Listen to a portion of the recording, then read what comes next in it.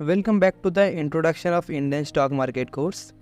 In this episode, we will explore the art of analyzing stocks, fundamental analysis और technical analysis को कैसे समझकर आप पोटेंशियल इन्वेस्टमेंट को इवेलुएट कर पाओगे। नमस्कार, मेरा नाम है इसके आमिर सोहेल।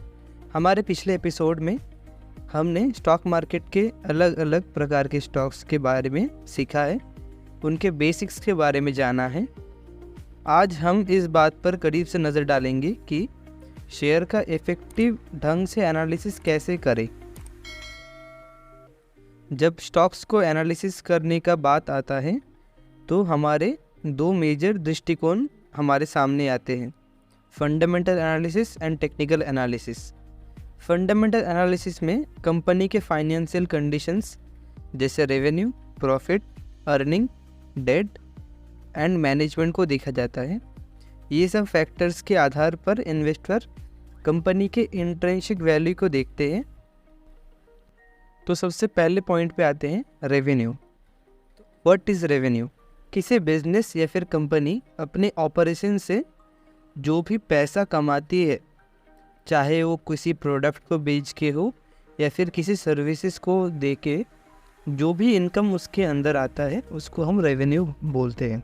उसके बाद सेकंड पॉइंट जो आता है वो है प्रॉफिट। प्रॉफिट क्या होता है? किसी कंपनी या फिर कोई बिजनेस जब अपना सारा एक्सपेंस को हटा के जो इनकम का रिमेनिंग बचता है उसको प्रॉफिट बोलते हैं। उसके बाद आता है डेट। डेट क्या होता है? डेट यानी कि लोन। कंपनी के ऊपर जो भी कर्जा होता है उसको हम डेट की तरह बोलते हैं। अगर मान लीजिए कंपनी को कोई भी ऑपरेशन के लिए या फिर कोई भी प्रोडक्ट बनाने के लिए या फिर कुछ भी कारण से अगर किसी से लोन लेना पड़े, उधार लेना पड़े, तो उसको हम डेट बोलते हैं फाइनेंशियल टर्म में। उसके बाद आते हैं कुछ ज़रूरी फाइनेंशियल रेशियो, जैसे कि प्राइस टू अर्निंग रेशियो, जिसको हम पीई रेशियो के नाम से जानते हैं, अर्निंग पर शेयर ईपीएस के नाम से जानते हैं, रिटर्न ऑन इक्विटी आरओई के नाम से जानते हैं हम इसको, और डेब्ट टू इक्विटी। ये कुछ इम्पोर्टेंट रेशियो है जिसको आपको ध्यान में रखना चाहिए। ये कंपनी के परफॉर्मेंस एंड प्रॉफिटेबिलिटी के बारे में कुछ ज़रूरी इंसाइट्स देते हैं। उसके बाद आते हैं PE. What is PE ratio? Price to earning ratio company को वैल्यू करने का एक मेजरमेंट माना जाता है। इसमें हम लोग करंट शेयर प्राइस को अर्निंग पर शेयर से डिवाइड करते हैं, उसके बाद जो फिगर निकल के आते हैं उसको हम बोलते हैं पी। उसके बाद आता है next point, what is earning per share? Companies net income minus companies preferred dividend divided by total number of shares. मतलब कंपनी हर एक शेयर के हिसाब से कितना इनकम जनरेट कर पा रही है, वो है कंपनी का earning per share.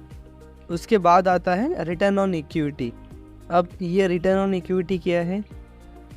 Return on equity मतलब कंपनी का net income divided by its share holders equity. Share holders की इक्विटी को नेट इनकम से डिवाइड करने के बाद जो फिगर आता है हमारे पास उसको बोलते हैं हम रिटर्न ऑन इक्विटी। उसके बाद आता है debt to equity. Debt to equity दिखाता है कि कंपनी के पास कितना डेट है as compare to its asset. मतलब कंपनी के पास अगर 100 रुपये का एसेट है तो उसके कंपैरिजन में कंपनी के पास कितना डेट है। या फिर हम दोबारा दूसरी तरफ से भी देख सकते हैं, कंपनी के पास अगर 100 रुपये का कर्जा है, मतलब 100 रुपये की अगर डेट है, तो उसके कंपेयर में कंपनी के पास कितना ज़्यादा एसेट्स है, तो उसको हम डेट टू इक्विटी के फॉर्म में देखते हैं। फाइनेंशियल डेटा को छोड़ के भी फंडामेंटल एनालिसिस में कुछ क्वालिटेटिव फैक्टर्स भी होते हैं, जिसमें कंपनी के बारे में न्यूज़ हो सकता है, इंडस्ट्री का ट्रेंड हो सकता है, कॉम्पिटिटिव एडवांटेजेस हो सकते हैं एंड मैनेजमेंट का ट्रैक रिकॉर्ड हो सकता है। ये कुछ ज़रूरी चीज़ें हैं जिन्हें आपको ध्यान में रखना चाहिए before investing in a company.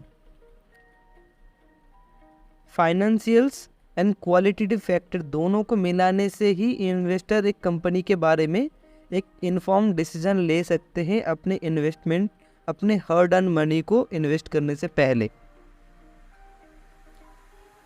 उसके बाद आता है टेक्निकल एनालिसिस। अब ये टेक्निकल एनालिसिस क्या है? टेक्निकल एनालिसिस फोकस करता है स्टॉक मार्केट के प्राइस पैटर्न, मार्केट के ट्रेंड, मार्केट के इंडिकेटर्स को स्टडी करने की। टेक्निकल एनालिस्ट ये मानते हैं कि हिस्टोरिकल प्राइस और वॉल्यूम डेटा उनको हेल्प कर सकता है फ्यूचर प्राइस मूवमेंट को समझने के लिए। टेक्निकल एनालिसिस में चार्ट एक बहुत इंपॉर्टेंट टूल होता है। चार्ट प्राइस मूवमेंट को दर्शाता है समय के साथ साथ, जिससे एनालिस्ट को प्राइस पैटर्न, ट्रेंड समझने में मदद मिलती है। कुछ कॉमन चार्ट टाइप्स है जैसे कि line chart, bar chart and सबसे ज़्यादा popular candle stick chart. Technical analyst कभी कभी कुछ इंडिकेटर्स और ऑस्किलेटर्स का भी यूज़ करते हैं, जैसे कि moving average, relative strength index जिसको हम RSI के नाम से ज़्यादा जानते हैं, moving average, convergent and divergent. ये बहुत लोगों को नहीं पता होगा, इसको हम शॉर्ट फॉर्म में MACD बोलते हैं या फिर BACD बोलते हैं। उसके बाद आता है बोलिंजर बैंड। ये कुछ पॉपुलर इंडिकेटर एंड ऑस्किलेटर्स है जिन्हें बहुत सारे टेक्निकल एनालिस्ट यूज़ करते हैं।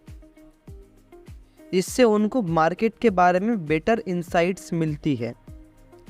इंडिकेटर और ऑस्किलेटर्स के बारे में हम किसी दूसरे वीडियो पे डिटेल में बात करेंगे। ये ध्यान रखना महत्वपूर्ण है कि fundamental analysis and technical analysis mutually exclusive नहीं है। कई इन्वेस्टर इन दोनों को साथ में यूज़ करते हैं किसी इन्वेस्टमेंट डिसीजन को लेने के लिए। स्टॉक का पूरी तरह से एनालिसिस करके आप इन्वेस्टमेंट करने का अपॉर्चुनिटी को पहचान सकेंगे, रिस्क मैनेजमेंट को भी समझ पाएंगे और अपने इन्वेस्टमेंट गोल को भी अचीव कर पाएंगे। That wraps up our third episode on how to analyze stocks in the Indian stock market. We explored the fundamental analysis, including financial ratios and qualitative factors. Additionally, we dived into technical analysis, covering chart, indicators and oscillators used to predict the stock price movement.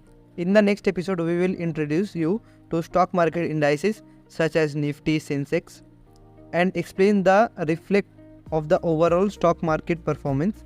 Stay tuned. Thank you for watching this episode 3, the introduction of Indian stock market course. If you like this video, please share with your family, friends and relatives, and don't forget to like, share and subscribe to our channel for updates on upcoming episodes.